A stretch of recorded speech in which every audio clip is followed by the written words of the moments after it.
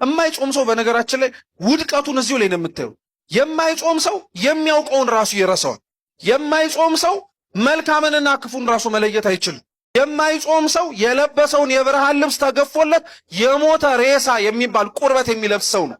የማይጾም ሰው ከሚኖርባት ከገነት ተዋርዶ ወደ ምድር የሚወርድ ነው። የማይጾም ሰው ገነትን ብቻ ሳይሆን እግዚአብሔርንም የሚያጣ ነው። እህል ብቻውን የሚያጸድቅም እህል ብቻውንም የሚያስኮንን ነገር አይደለም።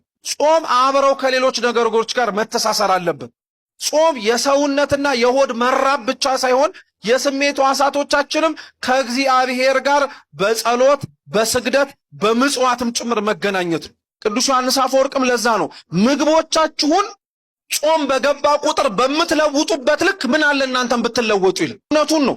ጾም በገባ ቁጥር የኛ ጭንቀትና ራስ ምታት ስለምንለውጣቸውና መብላትና አለመብላት ስለምንችላቸው የምግብ አይነቶችን መጨነቅና መጠበብ ግን የነበረብን መጀመሪያ ስለ እግዚአብሔር ብለን ምን ያደረግናቸው ነገሮች ላይ መተው የሚገባን ነገሮች ላይ።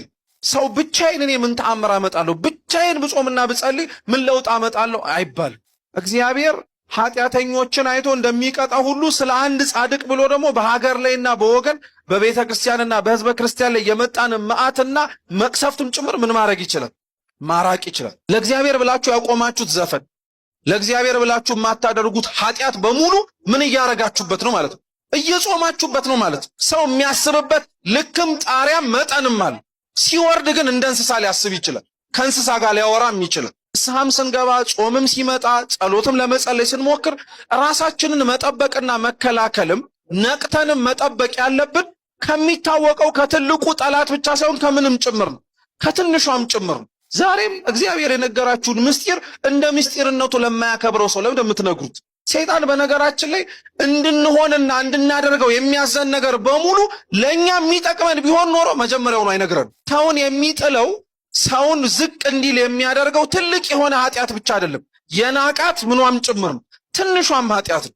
እግዚአብሔር አያችሁና ያክል ቸር እንደሆነ ሁሉን ወስዶ አይደለም አንድ ነገር የሰጠን። ለኛ ሁሉን ሰጥቶ ለሱ ስንት ነገር ነው የወሰደው? አንድ ነገር ነው የወሰደው። በቃ ሁላችንም እንደ ራሳችን ሚዛን ነው የምንመዘነው። እየሰማችሁ ነው? እንደ ራሳችን ነው የምንመዘነው። ሰው ስራው እንግዳ ያስብለዋል። ሰው ንግግሩ እንግዳ ያስብለዋል። ሰው አዋዋሉ እንግዳ ያስብለዋል። የሔዋን ትልቁ ስህተቷ መጀመሪያ ስህተቷ ጆሮዋን መክፈትና መናገር ለማይጠበቅባት ሰው መክፈቷ። ስለዚህ ክርስቲያኖች አንደኛ እባቦቻችንን በሕይወታችን እንፈልግ። እኛ የናቅናቸው፣ እኛ ትንሽ ነው ያልናቸው፣ ይሄ ምንም ችግር የለም ዋናው ያንን ነገር አለማድረጌ ነው ያልናቸው ትናንሽ ኃጢአቶች እንደ ትላልቅ ኃጢአቶች ዋጋ ያስከፍላሉ።